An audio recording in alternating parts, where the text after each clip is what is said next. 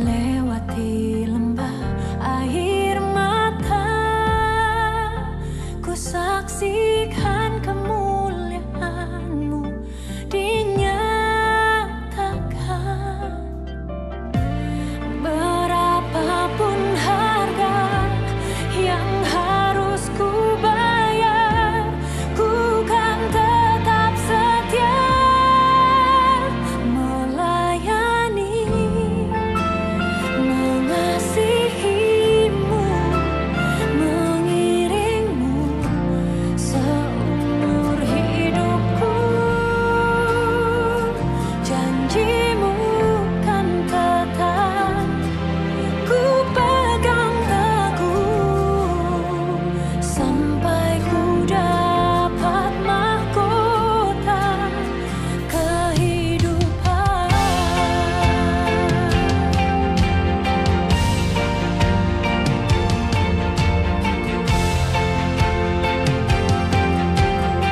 Mari nyanyikan bersama-sama. Tak akan pernah ku sesali mengiring Yesus sepanjang hidupku. Lewati lembah air mata, ku saksikan kemuliaan-Mu dinyatakan. Berapapun harga yang harus ku bayar, ku kan tetap setia melayani, mengasihi-Mu, mengiring-Mu seumur hidupku. Janji-Mu kan tetap ku pegang teguh sampai ku dapat mahkota kehidupan. Sekalipun tubuh dan batinku lenyap, tetap Kaulah Tuhanku selamanya.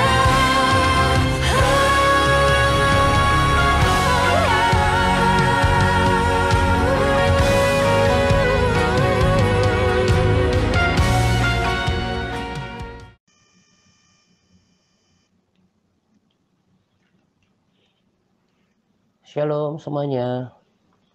Selamat pagi dan salam damai sejahtera untuk kita sekalian.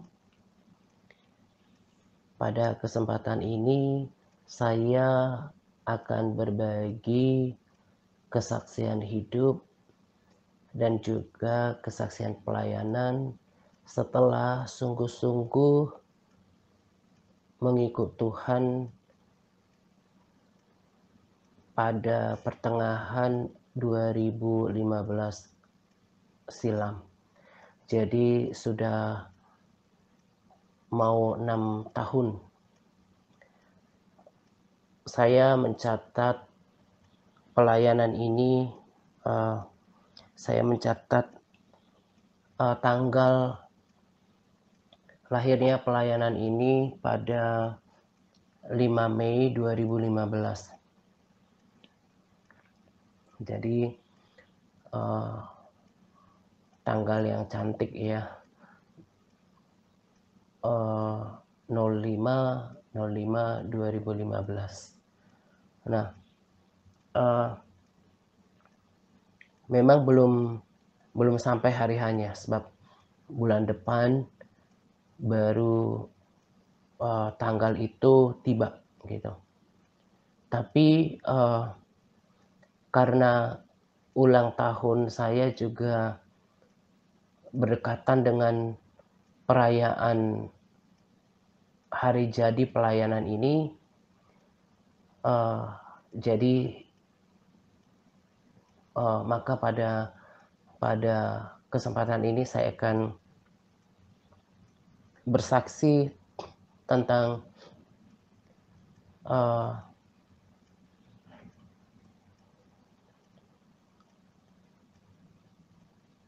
pengalaman saya dalam mengikut Tuhan setelah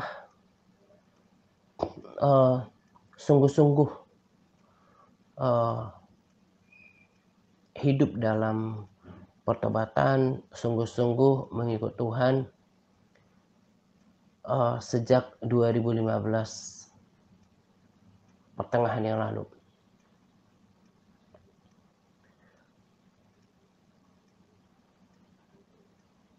Di dalam pelayanan inilah saya diubahkan betul kekristenannya. Memang belum sempurna, apalagi ketika saya memulainya pada pertengahan 2015 yang lalu, tentu pada saat itu proses dimulai gitu. Proses melepaskan diri dari ikatan dosa, proses perubahan karakter dimulai, penundukan diri, kemudian pendisiplinan terhadap pembacaan Alkitab, jam doa yang teratur, bahkan berpuasa. Dan itu adalah masa-masa yang sukar bagi daging, tapi merupakan hal yang menggairahkan juga karena mengalami perjumpaan pribadi dengan Tuhan, mengalami kasih mula-mula dengan Tuhan. Jadi di waktu yang lalu saya sudah beberapa kali bersaksi bahwa titik balik kemudian saya mengambil keputusan untuk menjadi orang Kristen yang sungguh-sungguh itu dimulai pada pertengahan 2015 yang lalu. Setelah Roh Kudus insyafkan saya tentang dosa, tentang kebenaran, lalu tentang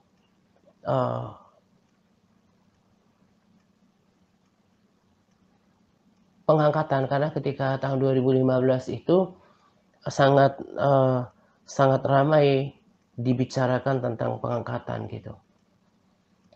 Dan pada saat itu saya sadar bahwa kalau sikap kekristenan saya seperti ini, maka dipastikan saya tidak akan pernah melihat wajah Tuhan. Dan saya sangat layak masuk neraka dengan segala dosa yang disadarkan oleh Roh Kudus atas perbuatan dosa yang saya lakukan pada hari-hari, minggu-minggu, bulan-bulan, tahun-tahun sebelumnya. Karena saya menyakiti hati Tuhan, saya hidup dalam berbagai dosa, termasuk dalam jatuh dalam dosa hawa nafsu, kecemaran gitu. Lalu setelah itu saya minta kepada Tuhan dengan air mata, dengan sungguh-sungguh saya memohon supaya Tuhan berikan saya kesempatan satu kali lagi untuk menjadi orang Kristen yang sungguh-sungguh gitu. Saya meraung-raung di kamar tidur saya waktu itu. Saya lama menangisnya gitu. Saya sungguh-sungguh minta kepada Tuhan, saya minta ampun dan saya mau bertobat, saya mau berubah, saya mau ikut sungguh-sungguh dengan Tuhan.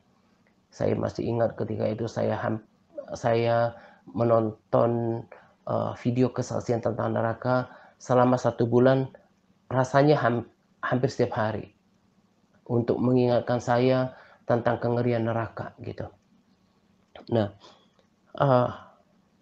saya buat kesaksian ini bukan untuk memegahkan diri, sebab saya katakan bahwa saya belum sempurna, tapi saya harus saksikan bahwa selama 6 tahun ini sudah banyak hal yang Tuhan kerjakan dalam kehidupan saya.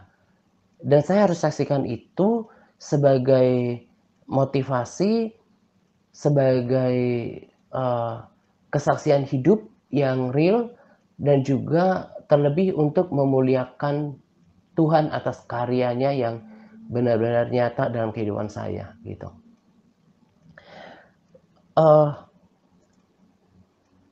Hal yang mau saya sampaikan pada awal kesaksian perayaan perayaan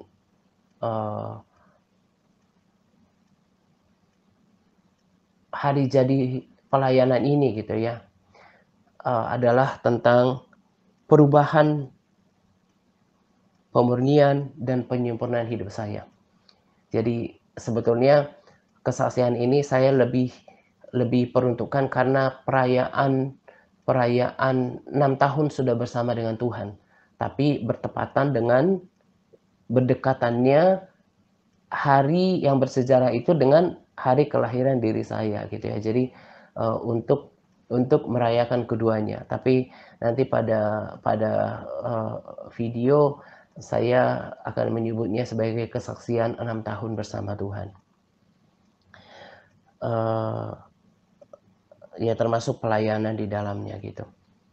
Nah, saya ulangi bahwa saya tidak sedang bermegah dengan apa yang tentu saya bermegah di dalam Tuhan, tapi saya tidak sedang bermaksud menyombongkan diri dengan pencapaian sejauh ini, sebab apa yang sudah terjadi di dalam hidup saya itu semua karya Tuhan.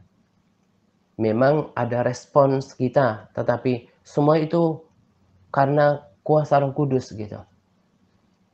Sebab sangat sukar untuk berubah dengan kekuatan sendiri.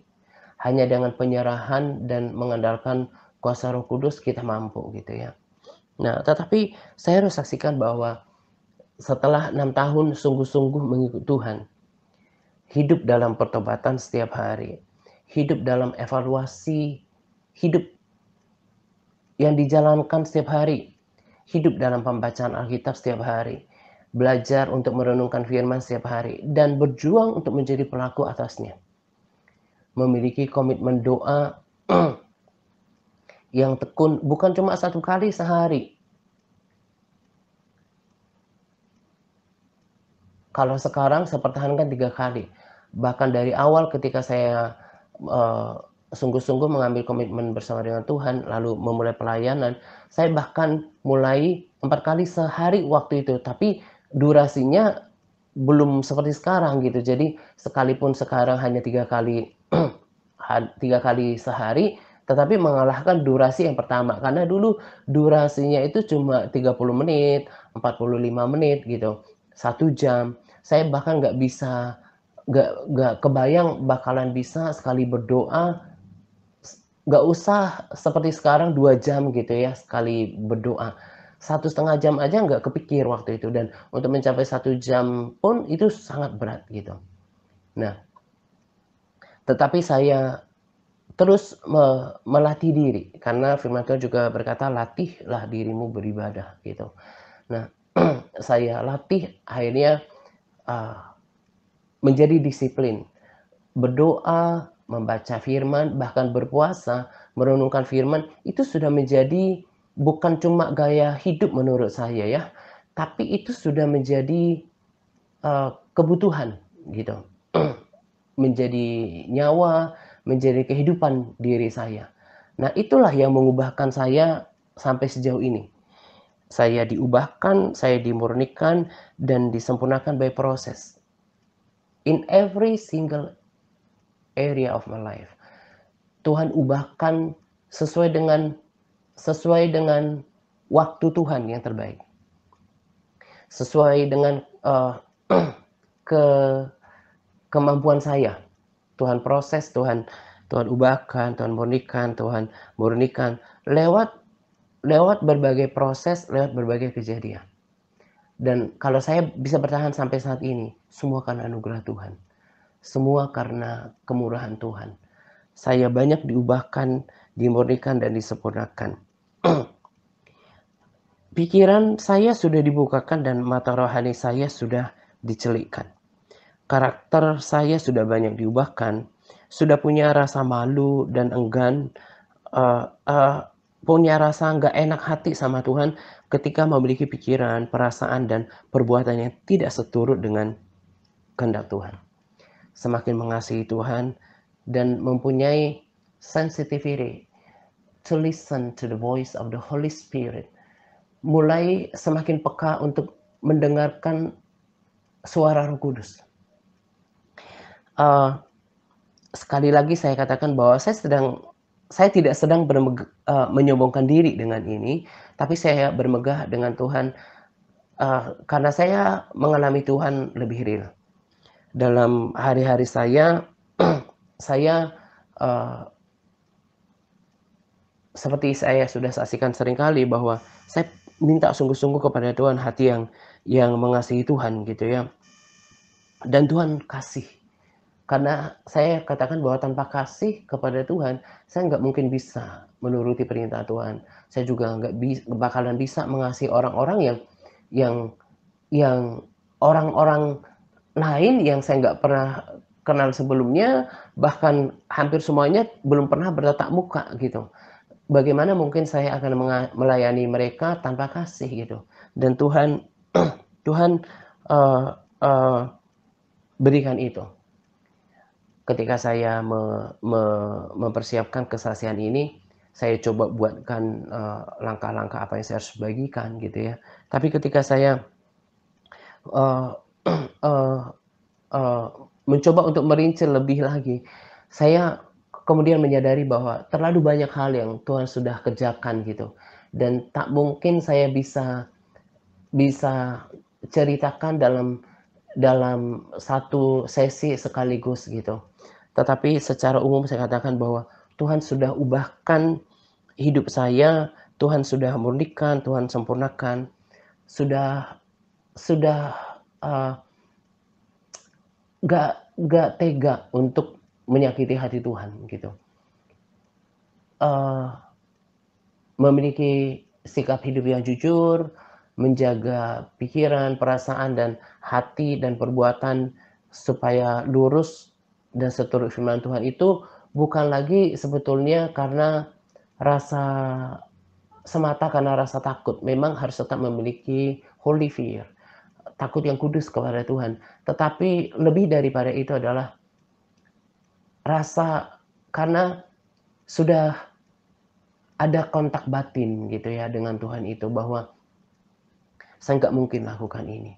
Karena kalau saya menyimpang, saya tahu ada yang terluka. Saya tahu ada yang tersakiti. Saya tahu ada yang dikecewakan. Yaitu pribadi yang konon sudah mati untuk saya. Yang sudah mengampuni segala dosaku, yang memberikan aku kesempatan untuk memperbaiki hidup, untuk menjalani arah hidup yang menuju ke surga gitu ya. Jadi benar-benar gak kuat gitu ya, gak tega, gak sanggup untuk menyakiti hati Tuhan lagi. Nah, sebuah pengalaman yang saya nggak pernah mengerti bahkan sebelumnya gitu.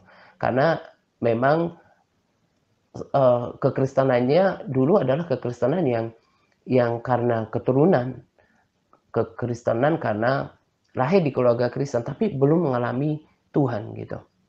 Nah, sekarang saya mengalami Tuhan dan diubahkan, dimurnikan, dan disempurnakan. 6 tahun berjalan bersama Tuhan, sebuah perjalanan yang sangat berkesan, mengasyikkan, lalu kemudian juga sangat berharga, sangat bernilai, real gitu. Sekalipun Tuhan itu tidak tampak oleh mata jasmani saya, tetapi sungguh hidup, nyata, dan terasa gitu ya di dalam hati, di dalam perasaan saya gitu. Nah, dan saya boleh katakan sekarang saya bermegah di dalam Tuhan tapi belum cukup gitu. Nah, awal dari saya terdorong untuk membuatkan kesaksian ini ketika beberapa hari yang lalu saya sedang mengerjakan sesuatu, saya sedang persiapkan, eee eee, makan buka puasa rasanya atau enggak persiapkan makan malam gitu. Lalu di hati saya merenungkan tentang 6 tahun bersama dengan Tuhan gitu ya. Lalu tiba-tiba di hati saya, eee dapatkan sesuatu dan pikiran saya dibuat mengerti bahwa 6 tahun itu sama seperti, eee, ketika saya dulu masuk sekolah dasar. 6 tahun itu baru, pendidikan dasar. Pada RSSP, sebelumnya saya, eee eee, katakan bahwa ada 2 oknum hamba Tuhan yang saya, eee, sering, eee, bicarakan dan juga saya jadikan pengajaran mereka sebagai bagian daripada pengajaran saya. Saya katakan salah satunya sudah melayani rasanya 30-an tahun. Lalu yang satu lagi jalan 18 tahun, sudah 17 tahun. Nah, kalau mereka ada di depan sekarang, mereka telah melewati pendidikan dasar yang 6 tahun sudah mereka lewati. Lalu jenjang selanjutnya seperti, sekolah dasar itu adalah masuk, sekolah menengah tingkat pertama, yaitu 3 tahun di SMP. Itu 9 tahun. Mereka sudah lewati jauh. Eee, Lalu 3 tahun kemudian sekolah menengah tingkat atas, itu pun mereka sudah lewati.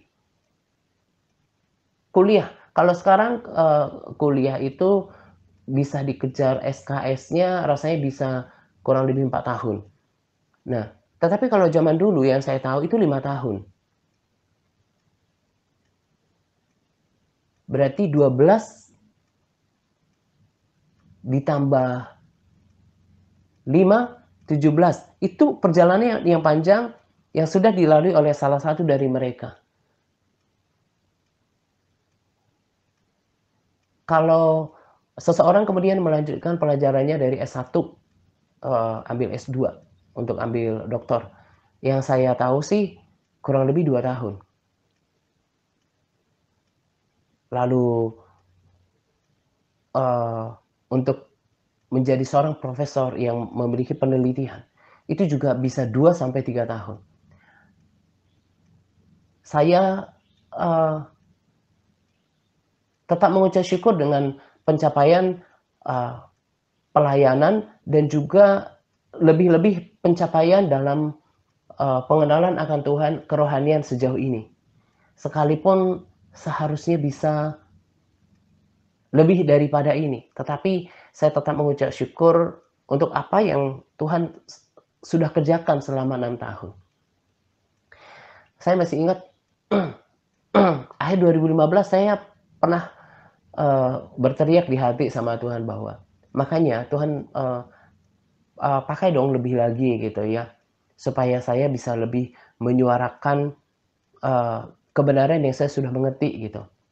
Tapi pada saat yang sama saya kemudian, eee, dibuat mengerti bahwa belum saatnya gitu ya. Namanya juga seperti jiwa muda, semangat yang menggebu-gebu saat itu kan kurang berhikmat. Nah, tetapi Tuhan yang sempurna dengan pemikiran ngerti, eee, tentang kemampuan kita, ngerti, tentang saat dan waktunya gitu.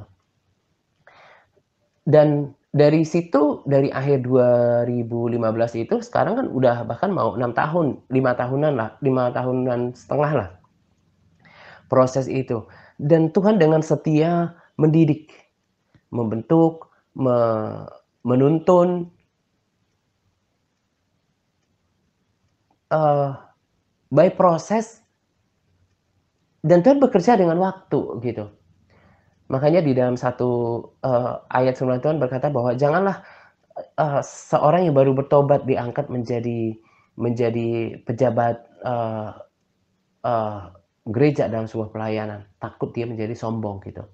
Itu artinya bahwa sekalipun seseorang, eee, dipanggil luar biasa gitu ya. Saya sudah bagikan kan bahwa ketika saya kuliah, saya, menghadiri sebuah KKR, saya tutup mata, saya takut waktu itu maju ke depan, apalagi dinubuatin, ditumpangin tangan, karena ketika itu saya masih terikat dalam dosa, eee, anak muda gitu. Dan saya nggak berani lihat hamba Tuhan ini, tapi saya dinubuatkan bahwa Tuhan mau pakai kamu, asal kamu meninggalkan kebiasaan burukmu, gitu.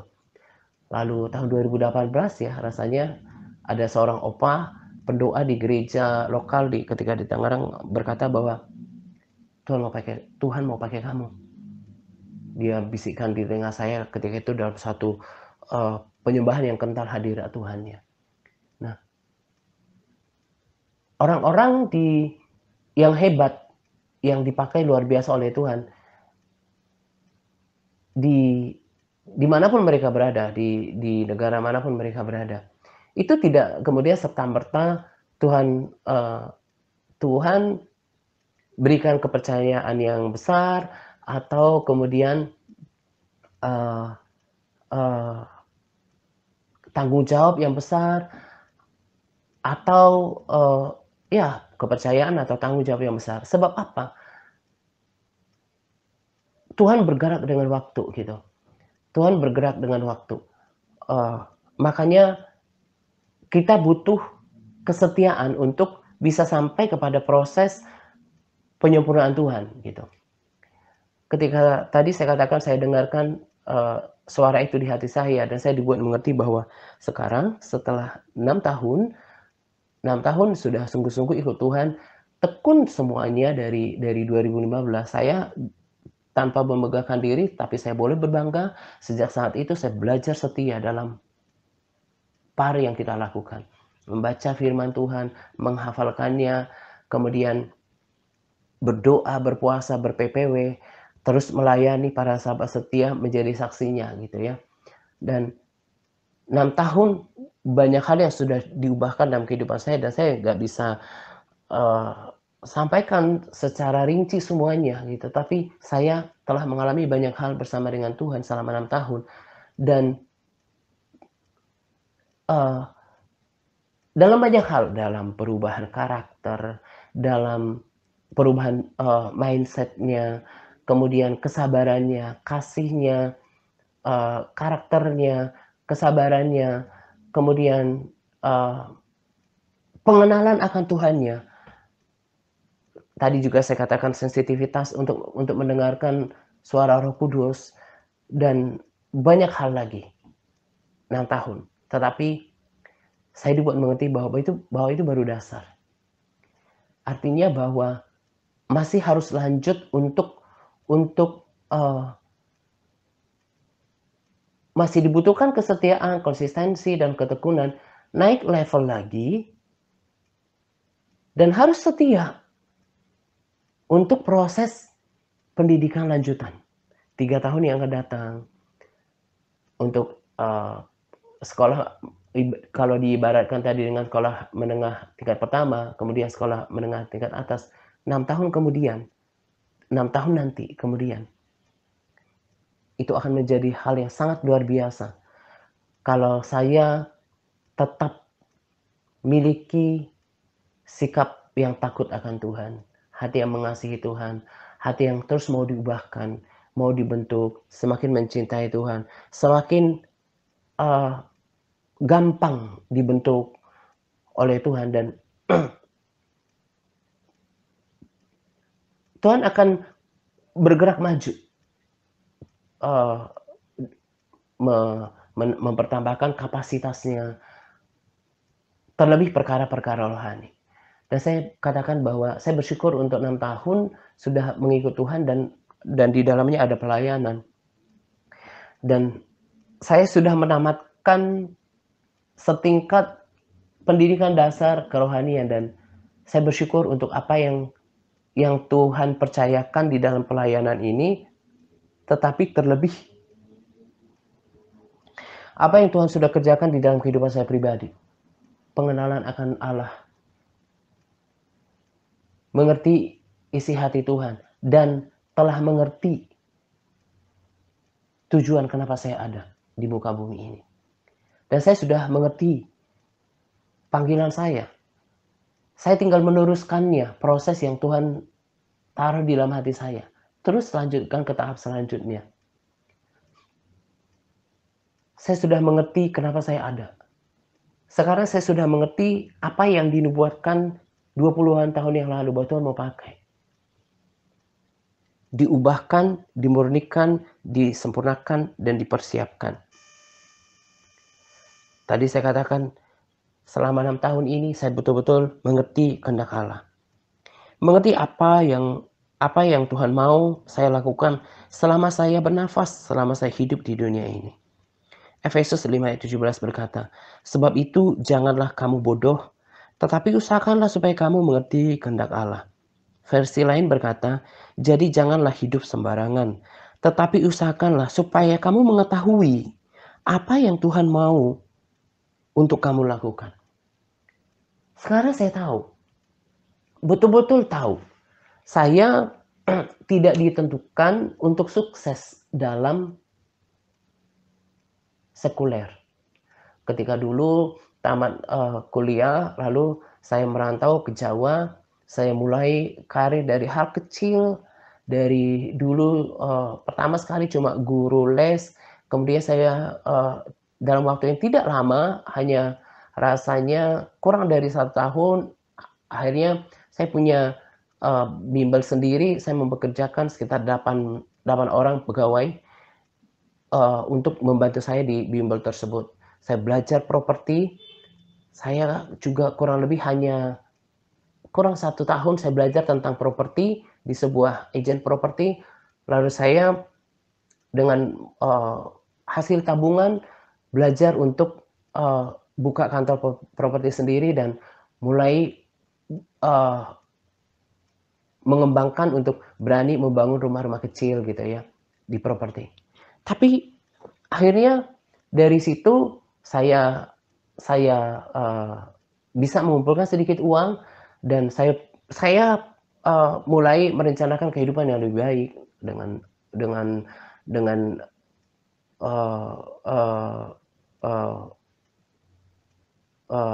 tempat tinggal, dengan keuangan, dengan bisnis gitu ya. Tapi setelah proses terjadi, saya mulai dalam masa yang aman itu gitu ya, saya mulai pikiran saya adalah uang, mencari uang dan sukses secara sekuler, secara dunia. Tapi saya kemudian lewat proses yang Tuhan izinkan hal yang menyakitkan terjadi dalam kehidupan saya.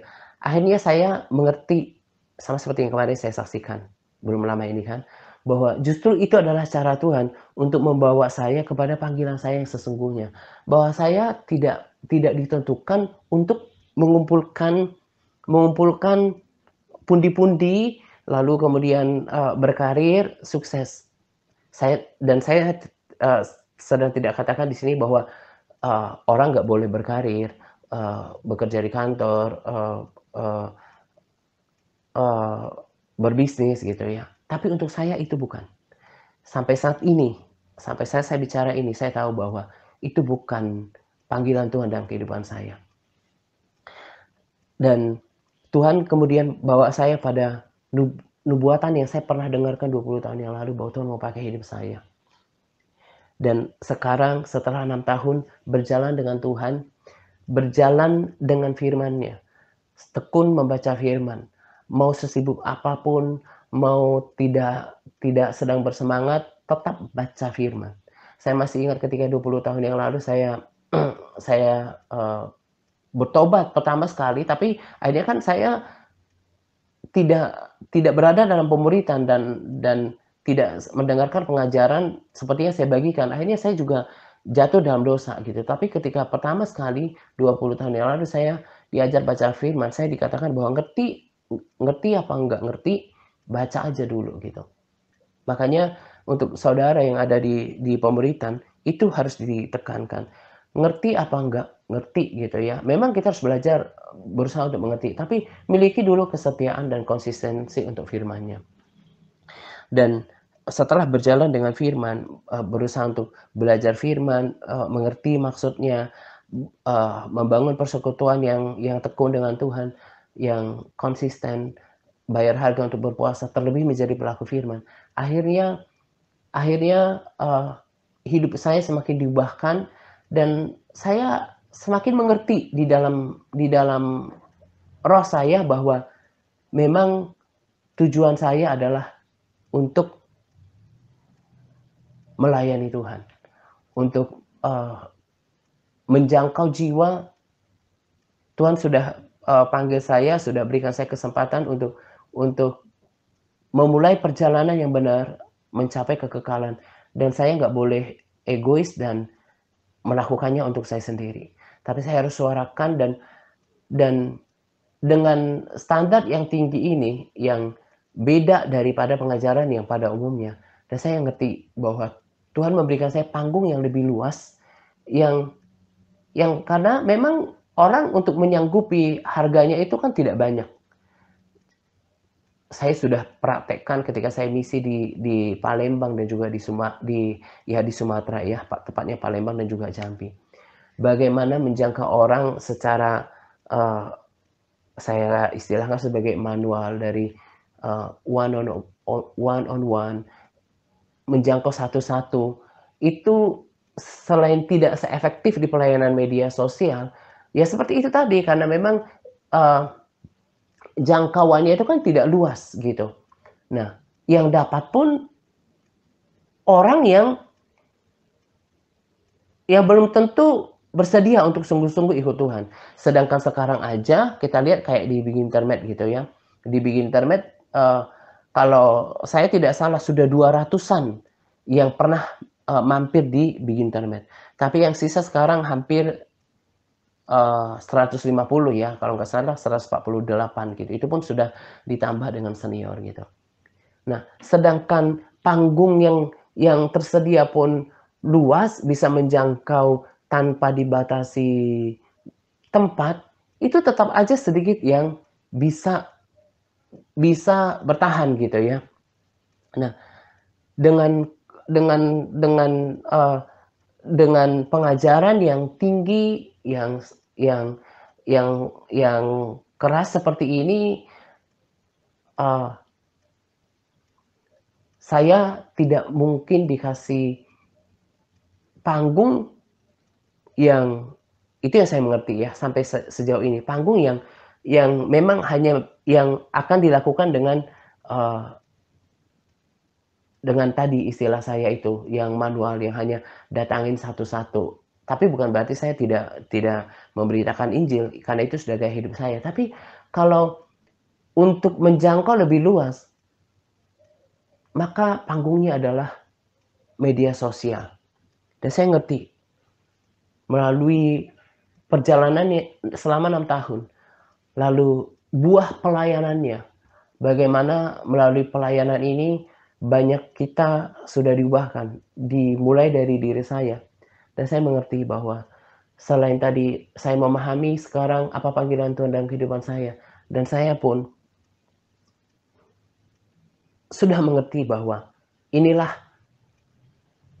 mimbar, inilah sarana, inilah bentuk pelayanan yang memang Tuhan percayakan kepada saya. Karena memang pada dasarnya gereja itu bukan gedung. Tuhan tidak datang pada gereja. Tuhan tidak akan menamatkan gereja. Tapi gereja hidup di mana Roh Allah diam, yaitu gereja yang hidup. Dan inilah church, the Rapture Church. Saya letakkan hati saya di sini. Saya persembahkan masa hidup saya di sini. Saya persembahkan cita-cita saya di sini dan saya akan setia. Karena saya tahu, saya sudah lihat Tuhan setia. Firman Tuhan berkata bahwa Dia yang sudah memulai pekerjaan yang baik di dalam kamu, pekerjaan rohani, akan setia mengerjakannya. Kalau kita setia, Tuhan akan setia.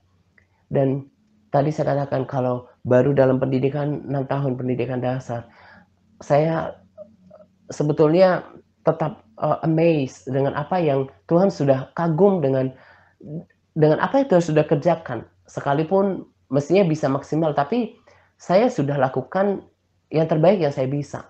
Dan saya jadikan apa yang kesalahan, kekurangan, ketidaksempurnaan di masa lalu sebagai motivasi dan evaluasi untuk tahun-tahun yang akan datang. Saya akan bergerak lebih cepat lagi untuk semakin dalam banyak hal, karena selalu kerinduan saya adalah mengerti Tuhan lebih lebih lebih dalam, mengerti isi hati dan pikirannya, mengerti, eee, lebih sensitif lagi untuk, eee lebih peka lagi untuk mendengarkan suara Roh Kudus, dan saya semakin berkenan di hadapan Tuhan. Itu akan terus saya kerjakan untuk waktu-waktu yang akan datang. Saya sudah menemukan kehendak Tuhan dalam kehidupan saya selama 6 tahun menjalankan kekristenan seperti ini. Saya sudah mengerti kenapa saya hidup dan kenapa saya, ada. Kenapa Tuhan ciptakan saya? Karena saya percaya, dan di waktu yang lalu juga saya sering katakan, Tuhan ciptakan kita itu dengan tujuan tertentu, with purpose. Kita bukan diciptakan menjadi tumbuhan, bukan diciptakan menjadi hewan. Kita diciptakan bukan menjadi bagian daripada, planet. Kita hidup di planet bumi, tapi kita adalah ciptaan yang segambar dengan Tuhan, dan firman Tuhan berkata, dengan Allah kita akan lakukan perbuatan-perbuatan yang gagah perkasa. Kita ini diciptakan membuat sejarah, menuliskan sejarah untuk nanti menjadi cerita kekekalan. Kita ini dibuat untuk kesenangan Tuhan, selain untuk menyembah Tuhan, tetapi juga untuk membuat sejarah yang membanggakan hati Tuhan nanti. Dan saya bersyukur untuk mata rohani saya, Tuhan sudah membukakan mata rohani saya, sudah ya my spiritual eyes, mata rohani saya, membuka pikiran saya, eee eee, mengubah mindset saya. Bahkan dalam hal-hal yang sederhana ya, kalau tadi kan saya katakan bahwa, eee eee, dulu ketika saya belum di dalam rencana Tuhan, saya punya, cita-cita pengen punya rumah yang kalau nanti udah usia katakan 40 tahun, sudah harus tinggal di rumah seperti ini, punya kendaraan seperti ini, punya kehidupan atau, karir seperti ini gitu ya.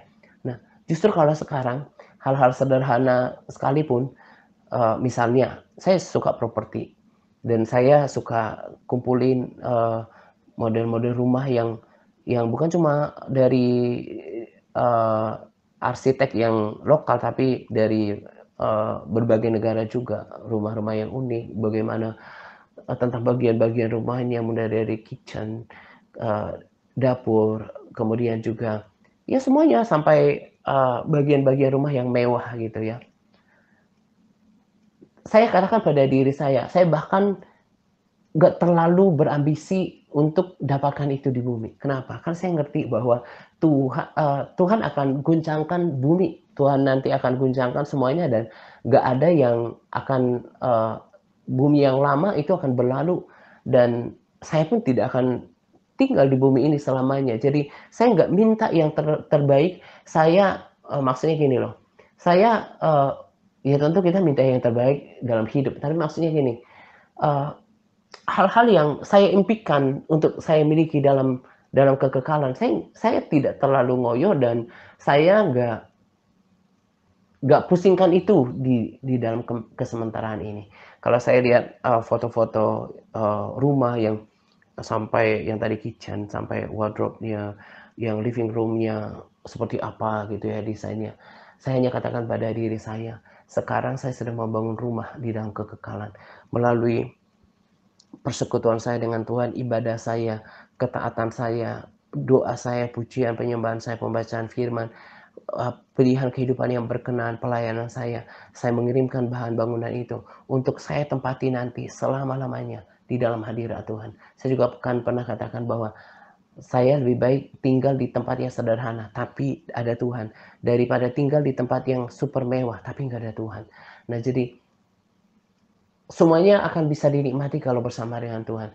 Dan saya melihat itu dengan iman saya gitu, bahwa bahwa sebagaimana bumi ada, kerajaan surga itu pun ada, kekekalan itu pun ada, Yerusalem baru itu pun ada, dan Tuhan yang menciptakan segala sesuatu sebagai bukti keberadaan dirinya ada di dalam surga, tempat dia berada, dan Tuhan sudah sediakan hal yang terbaik di sana. Dan itulah menjadi harapan saya.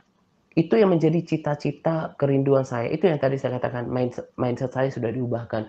Orientasi saya bukan lagi kehidupan yang ada, bukan lagi kehidupan yang ada di muka bumi ini, tetapi kehidupan yang akan datang. Nah, itu yang terjadi kepada orang-orang yang luar biasa, tokoh-tokoh iman seperti Abraham dan juga Paulus.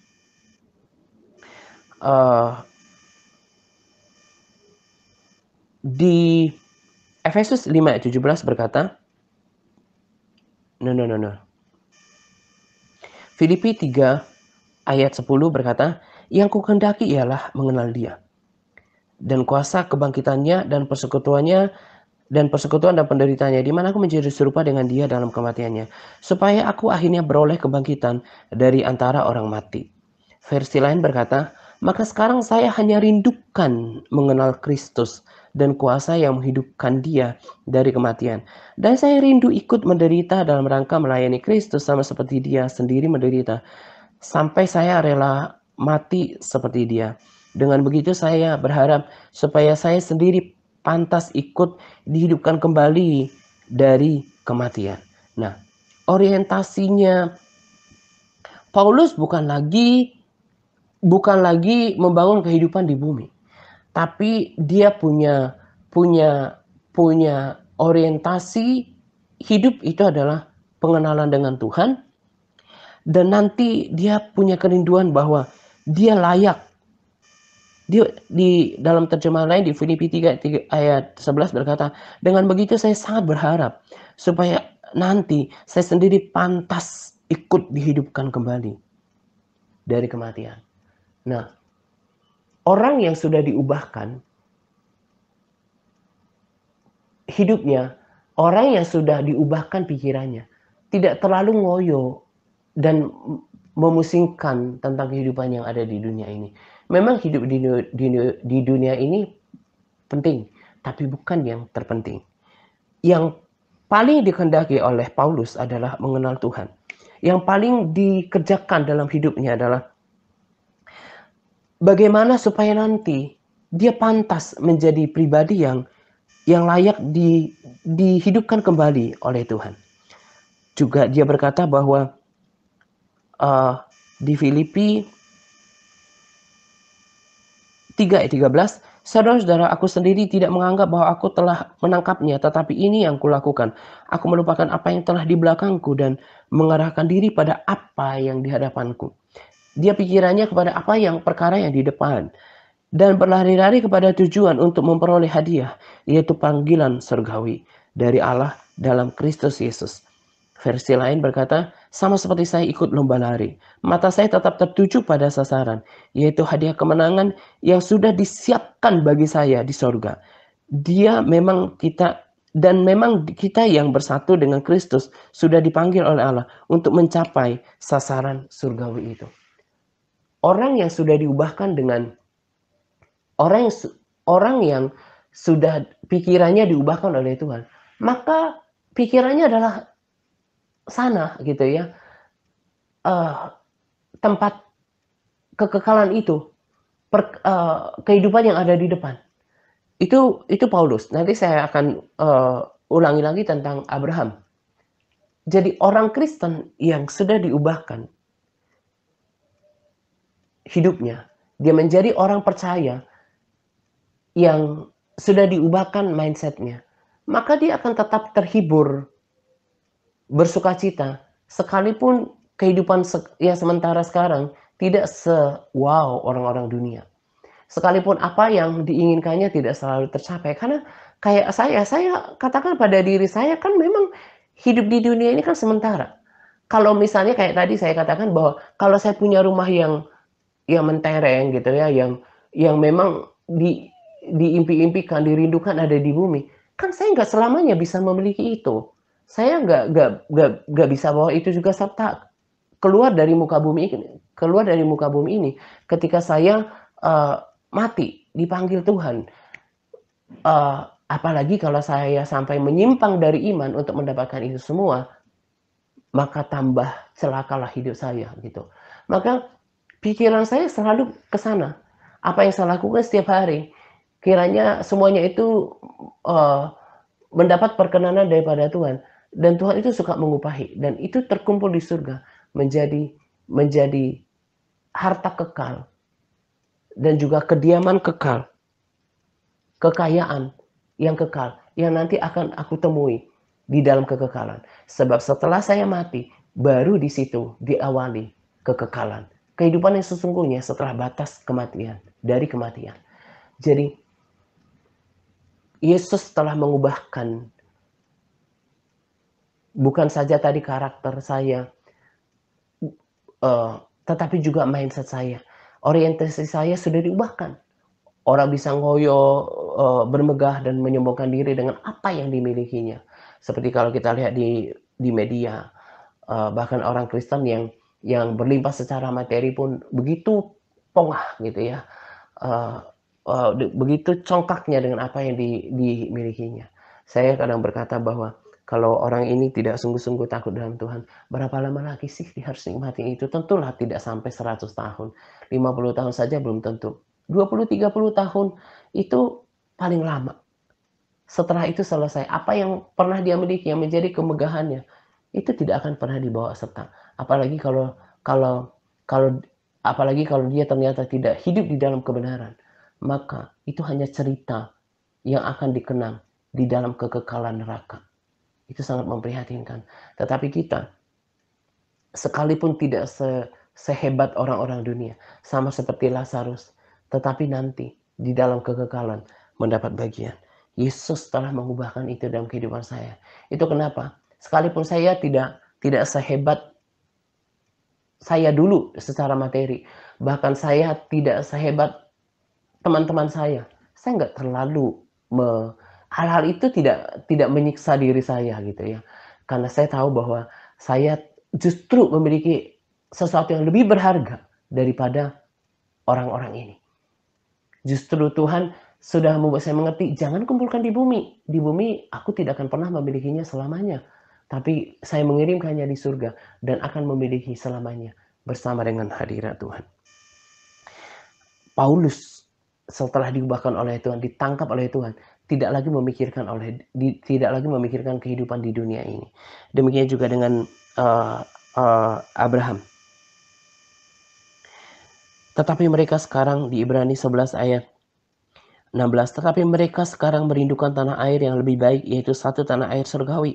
Sebab itu Allah tidak malu disebut Allah mereka, karena Ia telah mempersiapkan sebuah kota bagi mereka. Mereka sudah mengerti bahwa tempat tinggal mereka, Abraham mengerti tempat tinggal yang sesungguhnya itu bukan di bumi, bukan tanah perjanjian fisik, tapi adalah sebuah kota yang Allah sudah sediakan bagi dirinya. Ayat 16 dalam versi lain, yang mereka rindukan adalah suatu negeri yang jauh lebih baik dari negeri itu, yaitu negeri surga. Jadi Allah sudah menyiapkan sebuah kota untuk mereka, dan Dia senang disebut Allah mereka. Jadi yang saya mau katakan lewat kesaksian ini adalah orang-orang yang saya layani, saya rindukan juga punya pengalaman yang sama dengan Tuhan.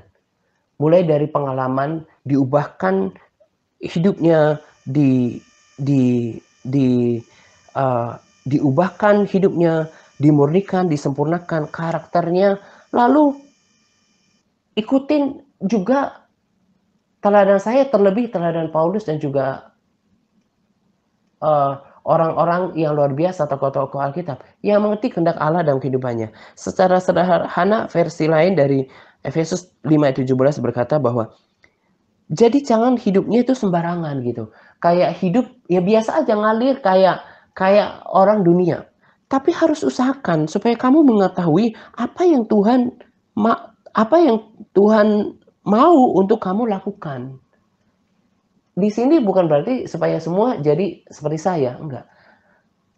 Setiap kita punya porsi, tapi garis besarnya setiap kita punya kehendak bersamaan dengan penciptaan kita yang kita secara pribadi mesti lakukan. Dan setiap orang yang memang sudah yang yang sungguh-sungguh melakukan perjalanan bersama Tuhan selama bertahun-tahun, mestinya ketemu ini. Kalau enggak ketemu apa yang Tuhan kehendaki dalam hidupnya, berarti tidak sungguh-sungguh berjalan beriringan bersama dengan Tuhan. Itu yang kurindukan. Dan juga yang kurindukan adalah melalui kesaksian ini, saya rindu setiap orang yang saya sudah layani, mengerti bahwa kita ini musafir. Kita ini hanyalah musafir. Kita ini adalah tak ubahnya seorang pelancong di muka bumi ini. Jadi jangan hidup hanya untuk hal-hal yang sementara, hal yang dunia, soal pekerjaan, soal kehidupan, makan dan minum. Tapi lebih daripada itu, firman Tuhan berkata, pikirkanlah perkara-perkara yang di atas. Itu yang lebih utama. Bagaimana kekekalan, bagaimana kerohanian, bagaimana perubahan karakter, bagaimana pengenalan akan Tuhan, bagaimana menemukan panggilan Tuhan, kehendak Tuhan dalam hidup kita pribadi. Jadi, untuk seseorang menjadi ciptaan baru itu adalah kehendak Tuhan. Untuk kemudian seseorang bisa menemukan kehendak Tuhan dalam kehidupannya, itu juga kerinduan Tuhan. Setiap kita menemukan untuk apa kita ada diciptakan. Dan juga setiap orang kemudian berubah mindsetnya, orientasi hidupnya. Ngerti bahwa hidup di dunia ini adalah sementara. Gak bisa memiliki segalanya di bumi ini dalam kekekalan. Adakah manusia yang bisa membawa serta dengannya keluar dari bumi ini? Entah itu materi, bahkan orang-orang di kesuksesan, ketenaran, pundi-pundi, bahkan orang-orang dikasihnya nggak bisa. Jadi jangan bermegah dan hanya berfokus pada apa yang di dunia ini. Itu yang saya kerjakan. Seperti Paulus katakan, saya ingin mempertunangkan setiap orang kepada Kristus. Itu yang saya kerjakan. Kenapa saya minta baca Alkitab, memiliki persekutuan dengan Tuhan? Supaya kenal Tuhan, mengerti sendiri tentang siapa Tuhan, mulai dari kehendak Tuhan yang umum, bagaimana kita taat, Tuhan menghendaki kita menjadi pelaku firman, tapi juga selain kehendak yang secara umum, saya katakan itu kehendak secara umum. Kehendak secara umum itu bagaimana kita melakukan kehendak Tuhan, ya taat, ya baca firman, ya berdoa, ya saling mendoakan, ada yang tertulis di situ secara umum. Tapi juga menemukan kehendak Tuhan secara pribadi. Orang Kristen yang sukses menurut saya adalah orang yang sampai ngerti tujuan Tuhan dalam kehidupannya, bahkan menggenapi panggilan Tuhan dalam kehidupannya. Jangan hidup sembarangan. Makanya jangan cukup menjadi orang Kristen biasa. Yang penting ibadah, yang penting udah ikut online service, udah selesai. Ibadah live streaming selesai. Nggak cukup. Kalau seperti itu kan sama dengan orang Kristen yang hidup sembarangan. Dan kebanyakan orang menjalani kehidupan seperti itu. Tetapi di TRC ini, saya sudah buktikan kehidupan saya yang tadi saya sudah saksikan dari awal. Dan beberapa orang yang mengikuti teladan saya telah kemudian menemukan panggilan dalam kehidupannya. Bukan cuma Bu Eni, ya seperti Bu Walina, beberapa sahabat yang sudah dipercayakan Komsel TRC, yang terbaru kemudian Bu Rani, sudah menemukan panggilannya.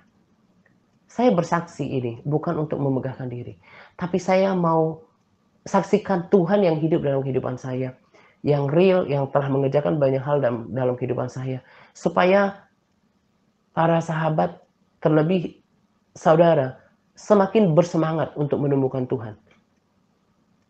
Panggilan Tuhan, kehendaknya dalam kehidupan kita. Makanya sebetulnya kekristenan itu adalah sesuatu yang sangat menggairahkan. Walaupun ada tekanan hidup, ada persoalan hidup, tetapi karena ada Tuhan di dalamnya, maka kehidupan itu menjadi penuh dengan kesan, ada seninya. Sekalipun di dalam duka, ada sukacita karena ada Tuhan. Nah, kekristenan seperti itu yang saya praktekkan dan yang saya mau terapkan di dalam pelayanan ini. Itulah kenapa bertahun-tahun seperti para sahabat setia saya ini tetap tetap setia bersama dengan saya di The Rapture Church, menemukan panggilan mereka, bahkan melayani, ada yang jadi the warrior, pendoa, admin, menjangkau orang. Itu kenapa? Sederhana, karena mereka sudah mengalami Tuhan, menemukan kehendak Tuhan untuk mereka lakukan. Kalau orang sudah menemukan tujuannya, maka dia akan bersemangat untuk melakukan semuanya. Bahkan hal-hal yang mengganggu seperti persoalan hidup, itu tidak akan dibiarkan untuk mengacaukan fokusnya. Saya sudah diubahkan, sudah disempurnakan lewat permasalahan pribadi, bahkan tantangan pelayanan. Tuhan murnikan saya, Tuhan proses hidup saya, dan Tuhan sempurnakan semuanya. Tuhan sudah ubahkan pikiran saya, dan saya tidak mau lagi memiliki pikiran yang miskin seperti yang Paulus katakan. Apakah kamu kemudian berpaling daripada Injil itu? Injil yang memberikan janji yang luar biasa. Berpaling pada roh-roh dunia miskin ini. Saya tidak mungkin lagi menjual pengertian yang Tuhan sudah berikan kepada saya tentang kekekalan. Dengan kemudian saya meninggalkan pelayanan, lalu mengejar sesuatu yang tidak bernilai kekal. Menemukan Tuhan, itu seperti menemukan mutiara. Menemukan panggilan Tuhan, itu juga seperti menemukan sesuatu yang sangat berharga. Yang inilah yang menjadi motivasi untuk melakukan semuanya. Untuk setia, untuk berdoa, bahkan untuk berubah. Bahkan kerinduan untuk tinggal di dalam hadirat Tuhan itu besar di dalam kehidupan saya. Karena saya tahu bahwa Tuhan itu sangat real di dalam kehidupan saya. Saya meresponi kehadiran Tuhan lewat persekutuan, bahkan dalam sehari-hari saya bersekutu dan berinteraksi dengan Tuhan, bergaul dengan Tuhan. Di dalam ayat tambahan juga saya tuliskan Efesus 1 ayat 17, dan meminta kepada Allah Tuhan kita Yesus Kristus itu Bapa yang mulia itu, supaya Dia memberikan kepadamu roh hikmat dan wahyu untuk mengenal Dia dengan benar. Ini doa Paulus pada orang-orang yang dilayaninya. Jadi tadi saya sudah katakan kan, saat hal apalagi yang saya saksikan selama 6 tahun mengikut Tuhan, menjalankan kekristenan adalah seperti ini. Akhirnya saya mengenal Tuhan. Karena kalau kita mau, jadi itu berangkai gitu ya. Sebelum kita menemukan kehendak Tuhan dalam kehidupan kita harus memiliki pengenalan yang baik tentang Tuhan. Siapa Tuhan itu? Yang kita bisa jabarkan dari pengalaman kita sendiri. Jadi yang saya mau katakan adalah, ini harus menjadi goal kita. Jadi jangan punya kekristenan yang sangat rendah. Kekristenan yang minimalis. Ya cukup ke gereja live streaming, cukup dengerin aja, ya punya iman yang biasa-biasa aja, dan ikut-ikutan. Tapi harus bisa memiliki pengenalan yang baik tentang Tuhan. Dia harus punya pengalaman pribadi yang menjadi kesaksian sebagai sumber mendeskripsikan, menjelaskan siapa Tuhan itu dalam hidupnya. Harus kenal Tuhan itu siapa. Lebih daripada tulisan-tulisan yang ada di dalam Alkitab. Karena berkali-kali saya katakan kekristenan itu bukan soal agama, tapi kesaksian hidup, pengalaman pribadi, kesaksian hidup bersama dengan Tuhan. Di versi lain dikatakan, dalam doa saya kepada Allah, ya kan tadi kan saya katakan doa Paulus, dalam doa saya kepada Allah, yaitu Bapa yang mulia dari Tuhan kita Yesus Kristus, saya memohon supaya Dia menambahkan hikmat dan pengetahuan rohani kepada kalian melalui Roh Kudus. Dengan demikian kalian akan semakin mengenal Allah. Jadi pengenalan Allah itu penting. Kalau cuma agama-agamaan, cuma ikutan live streaming, terus dikotbahin orang, cukup gitu ya. Itu saya katakan kekristenan minimalis. Padahal Tuhan menghendaki kita mengenal Dia. Dalam satu ayat di Perjanjian Lama katakan bahwa pengenalan akan Tuhan itu adalah sesuatu yang disukai Tuhan dari diri kita. Tuhan menghendaki kita memiliki pengenalan yang baik tentang Bapa Surgawi kita. Lalu di 1 Yohanes 2 ayat 17 dikatakan, dan dunia ini sedang lenyap dengan keinginannya. Tetapi orang yang melakukan kehendak Allah tetap hidup selama-lamanya. Tadi saya katakan kehendak Tuhan itu ada yang umum, yaitu bagaimana kita taat, kita baca firman, melakukan firman-Nya dengan segala ketaatannya. Tetapi juga ada kehendak Allah yang spesifik dalam kehidupan kita. Jadi selain melakukan kehendak Allah yang ada di dalam firman Tuhan, kalau kita sampai bisa menggenapi apa yang menjadi kehendak Allah secara khusus dalam kehidupan kita,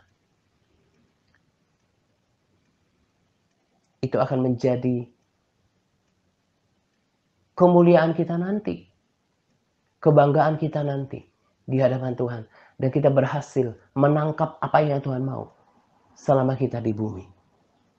Sebab itu janganlah kamu melepaskan kepercayaanmu, karena besar upah yang menantinya. Sebab kamu memerlukan ketekunan, supaya sesudah kamu melakukan kehendak Allah, kamu memperoleh apa yang dijanjikan itu. Sebab sedikit, bahkan sangat sedikit waktu lagi, dan ia akan datang. Sudah akan ada tanpa menangguhkan kedatangannya. Jadi waktu yang ada kita harus pergunakan. Pertama, seperti tadi yang saya saksikan, berubah. Bagaimana untuk berubah? Harus menjadi pelaku firman. Bagaimana supaya menjadi pelaku firman? Ya harus baca firman. Memiliki ketekunan, kesetiaan, dan konsistensi. Tadi saya sudah saksikan, 6 tahun saya bersama dengan Tuhan. Saya dapatkan banyak hal. Kalau mau mengalami hal yang sama dengan diri saya, berarti harus memiliki kesetiaan, konsistensi, ketekunan yang sama. Jangan menjadi orang yang hidup sembarangan. Sebab dari rombongan pertama kali pelayanan ini ada, gak cuma sedikit orang yang hidup sembarangan.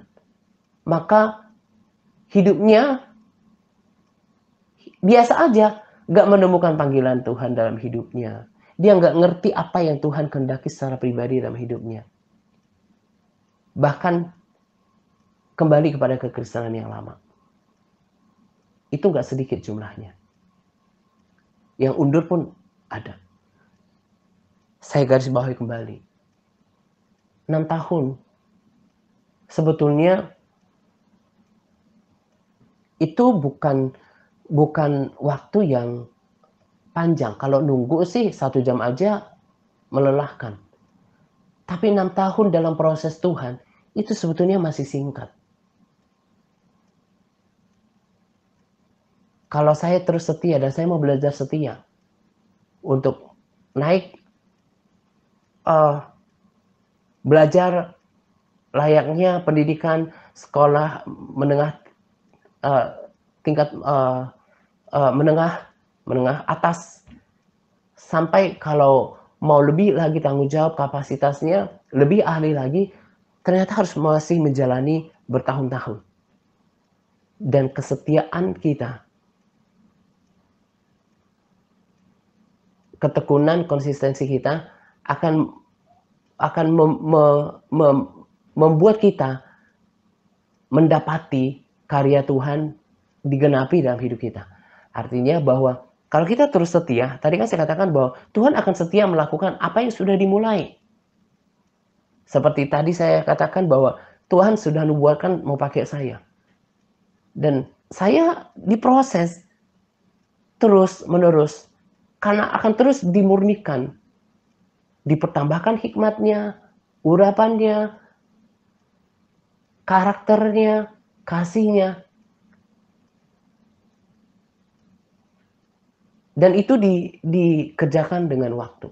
Orang-orang yang meninggalkan proses yang saya lakukan, boro-boro mau menemukan kehendak Tuhan dalam hidupnya.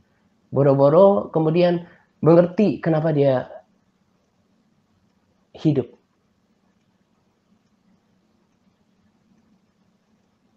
Tetapi malah kembali kepada kekristenan yang lama. Karena itu tujuan daripada kesaksian ini salah satunya. Kalau saya bisa dengan kekristenan yang sekarang, dan indah sekali proses yang Tuhan kerjakan. Kiranya saya bisa menjadi teladan bagi setiap orang yang mendengarkan kesaksian ini. Menyenangkan bersama dengan Tuhan. Sudah menamatkan sekolah dasar kerohanian 6 tahun. Dan and I'm so excited untuk melihat 6 tahun yang akan datang, dimulai 3 tahun, saya mau melihat hal apa yang Tuhan mau berikan pada saya. Sebab saya rindu dipakai Tuhan lebih lagi. Bukan soal popularitas, tapi bagaimana kapasitas dan hidup saya semakin berdampak kepada banyak orang. Kalau sampai sejauh ini, kalau dihitung dari kemarin, yang namanya pengajaran saya hidup dalam ketaatan, hidup dalam persekutuan firman Tuhan, ia berdoa, yang nggak cuma dengerin tapi lakukan, itu sudah ratusan orang. Yang kita sekarang aja kalau dikumpulkan MTRC Advance, yang Big Intermed dan juga di Interfam, itu 200-an orang. Kalau dari TRM, yang saya perkirakan yang betul-betul bersaksi, diberkati, yang respons, yang sampai baca firman, itu sudah di atas 500-an orang. Dan kalau Tuhan belum datang, dan Tuhan berikan saya kesempatan untuk melakukan semuanya, punya kerinduan bisa ribuan, yang sampai pada tahap berkenalan, bertegur sapa di kelompok yang lebih intensif ini. Ya kalau dilihat dari TRMC sebagai sampel di mana saudara diambil, ya itu juga sudah hampir 2.000. Apalagi dari TRM, itu pernah sampai 150 ribuan orang. Saya ingin menjadi berkat kepada lebih banyak orang. Jangan punya hidup yang sembarangan, yang rendahan, yang tidak melakukan kehendak Tuhan dalam hidup, yang tidak menemukan apa yang Tuhan mau dalam hidup. Kiranya apa yang saya sampaikan ini menjadi inspirasi dan motivasi kepada kita untuk lebih sungguh-sungguh lagi mengejar Tuhan nanti di hari-hari yang akan datang. Jangan hidup sembarangan. Jangan menjadi orang Kristen yang minimalis, yang cuma cukup ibadah ke gereja. Saya mau bilang, terlalu rendah nilai diri seseorang kalau cuma kayak gitu. Sementara Alkitab bilang, usahakan supaya kamu mengerti kehendak Tuhan, apa yang Tuhan mau dalam hidupmu. Dan juga harus memiliki pola pikir yang diubahkan sama seperti Abraham dan juga Paulus, harus mengarah kepada surga. Maka yang dipikirkan, dirasakan, ada dalam hatinya, diperbuat adalah segala sesuatu yang mengarahkan kepada kekekalan. Saya sungguh rindu apa yang saya bagikan pada nilai-nilai yang saya bagikan pada kesaksian ini. Memberkati, menginspirasi, memotivasi kita semua untuk mengikut Tuhan yang hidup dan bersungguh-sungguh melakukannya. Ingat sekali lagi saya garis bawahi, dibutuhkan kesetiaan, dibutuhkan konsistensi, dibutuhkan ketekunan. Supaya berubah, supaya diubahkan, supaya disempurnakan, supaya menemukan kehendak Allah untuk mengenal Allah, mendapat pengenalan akan Tuhan. Itu harus tekun melakukan semuanya. Dari pembacaan firman, perenungan firman, persekutuan pribadi dengan Tuhan. Nah ini saja yang saya mau bagikan pada momen 6 tahun pelayanan bersama dengan Tuhan. Kiranya ini juga menjadi momen di mana setiap kita memperbaharui sikap hidup kita dalam menjalankan kekristenan. Jangan menjadi orang Kristen yang rendahan, yang sembarangan, tapi berjuang untuk menemukan Tuhan, kehendaknya, panggilannya dalam hidup kita selama kita di dunia ini. Gitu ya. Selamat menjelang doa pagi untuk kita sekalian. Semangat berpuasa kepada para sahabat yang terus bersemangat dalam berpuasa. Semangat Tuhan Yesus memberkati kita senantiasa. Amin.